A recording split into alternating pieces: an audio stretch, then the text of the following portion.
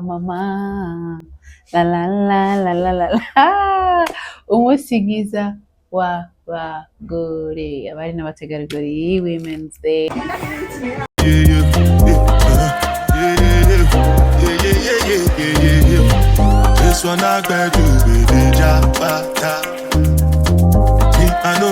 Mu ndirimbo za Salomo igice cya mbere umurongo wa 8 haranditse ngo niba utabizi wa mugore we uri indatwa mu bagore, you are special.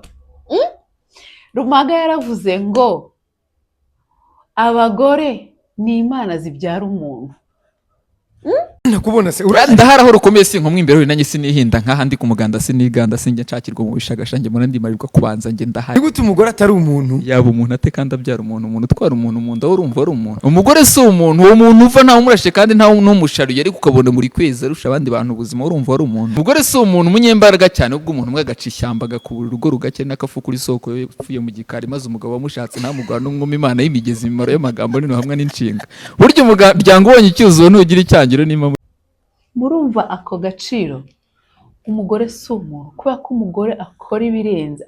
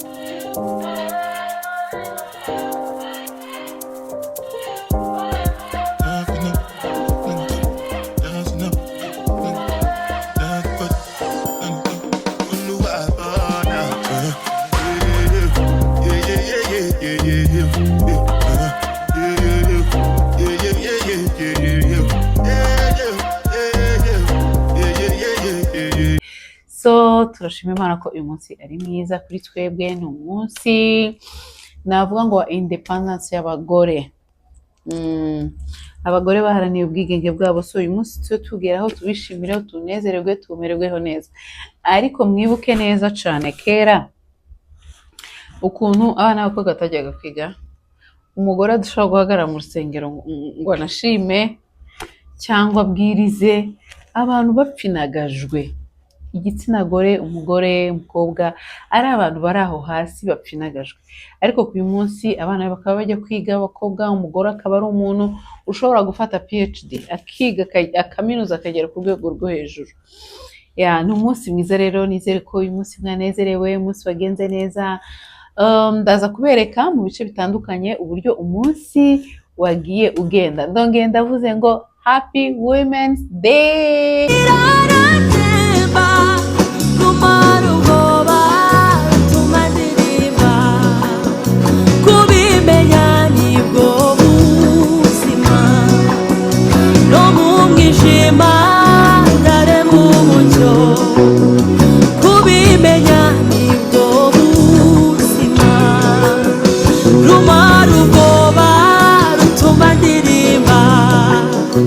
Kubimenya ni bwo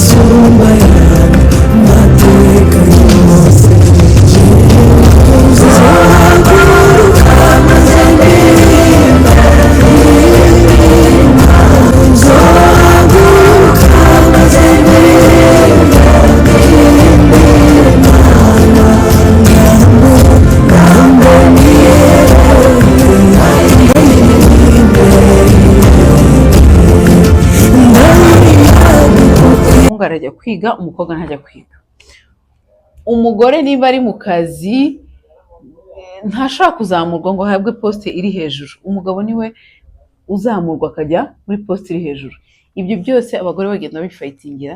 So uyu munsi rero nawita ko ari umunsi wacu wo kuzajya twizihiza ubwigenge bwacu.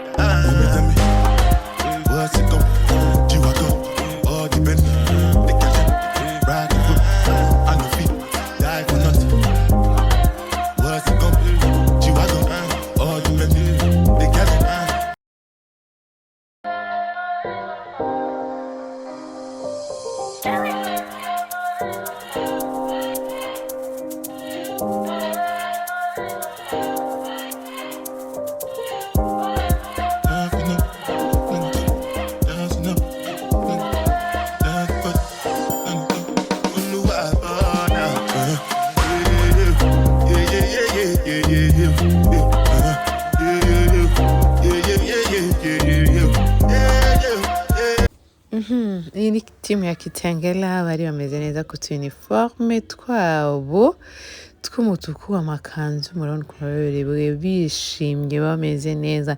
Mama Taji nakusalimu sana. Mbega ibintu byiza. Nibyo nababwiraga n'ubundi abagore tugomba kujya twiha umunsi tukanezerwa tunajinjoy kabisa. Nk'uyu munsi wacu rero w'abagore bari n'abategarugori baba barashyizeho, tuba tugomba nyine kuwizihiza, tukawishimira, tukaganira, tugahura, tugaseka, tukagabanyirizanya stress. Yes, nuko rero byari byifashe ku bantu ba Kitengela, bari bameze neza cyane. Dukomeje kubasuhuza kandi tubifuriza ibyiza abagore aho muri hose. Umwami Yesu akomeza abaganze kandi abaha ibyishimo. Umugore agomba kwishima, umugore agomba kuba ari umuntu ufite umunezero, umugore agomba kwirengagiza bimwe na bimwe bimurushya cyangwa se bimutera stress, akagira umwanya wiwe wo kwiyumva no kwishakisha. Bagore beza rero mukomeze mugubwe neza. Enjoy.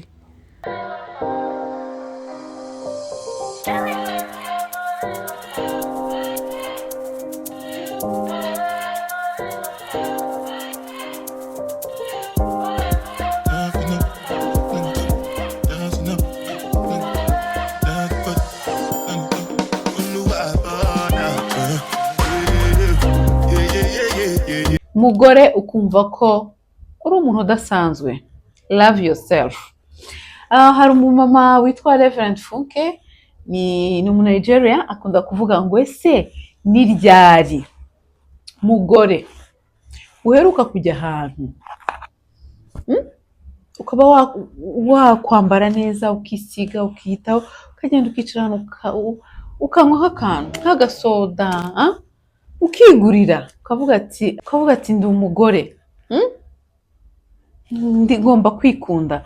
rimwe na rimwe tuba twarushe twakoze ibintu byinshi, ugasanga dusa nkaho twebwe twiyibagiwe ibyishimo byacu, urukundo rwacu byose biba bihugiye ku bana. Ni byiza cyane, bihugiye ku mugabo, bihugiye ku muryango, ariko ugasanga twebwe abagore rimwe na rimwe turiyibagirwa. So ugomba kuzajya ugira umunsi ukiyibuka, ukitaho, ukitekerezaho, ugakora imishinga, proje. Ikindi ugasanga abagore bagirwaga icyizere gike cyane cyane. Muzarebe baguha amafaranga uri umugore ngo ujye gukora business, bakayaha n'umugabo ngo ujye gukora business, usanga icyizere cy'umugabo kiri hejuru, bizeye ko ibyo yakora bizamuka, ariko nyine ukabona iby'umugore ntago bihawe agaciro. Ibyo byose, izo mind zituma duhora twumva turi hasi, tudashoboye, ngo turi abagore ngo ntacyo twashobora. Ibyo bintu tugenda tubyikuremo. Movement y'abafeminist igomba kuba iri strong. Bakobwa, mbese ndavuga igitsina gore muri rusange, ariko tekereza gutwita umuntu amezi 9, ukamutwita, ukamugendana, ukavomana, ugafura umufite. Hari umugabo nigeze kumva avuga ngo ariko ngo abagore, Imana ni igitangaza, umugore uzi umwicaye ngo ntigitwika umwana kandi amutwita.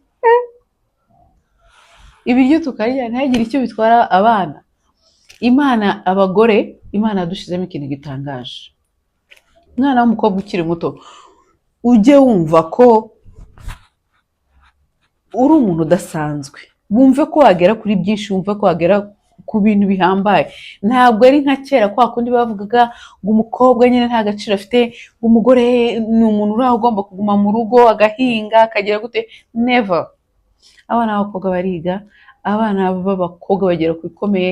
Abagore ubu ni abayobozi ba Apostle Mignoni, ba Madame Apostle Gitwaza, ba MD TV show. Glory be to God. Hallelujah.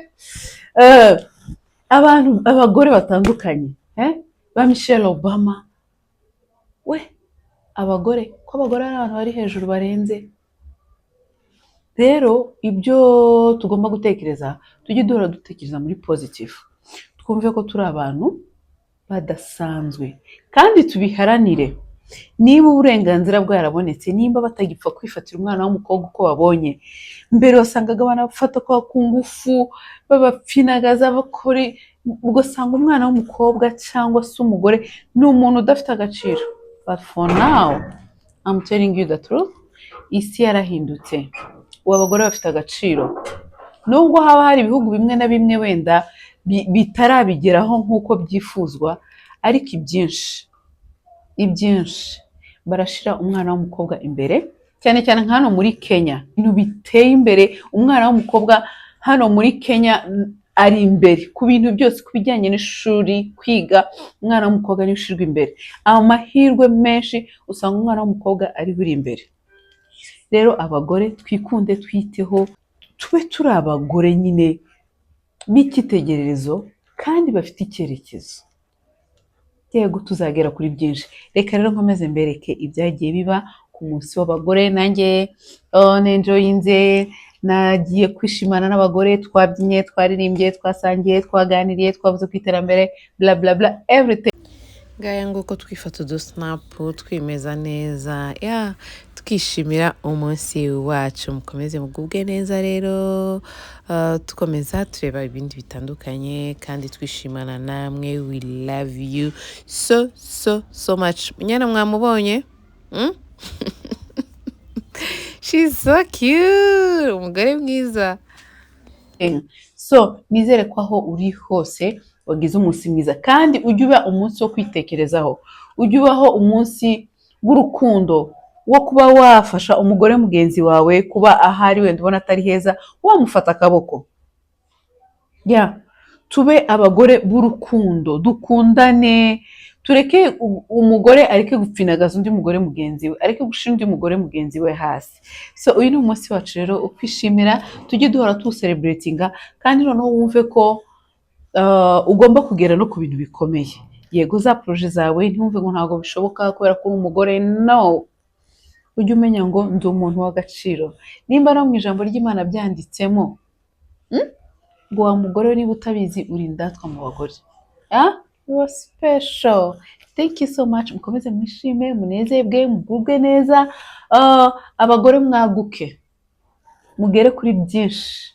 Imana ibaha umugisha, ikomeze kubagire neza mu ngo zanyu. Turi kumwe. Be blessed.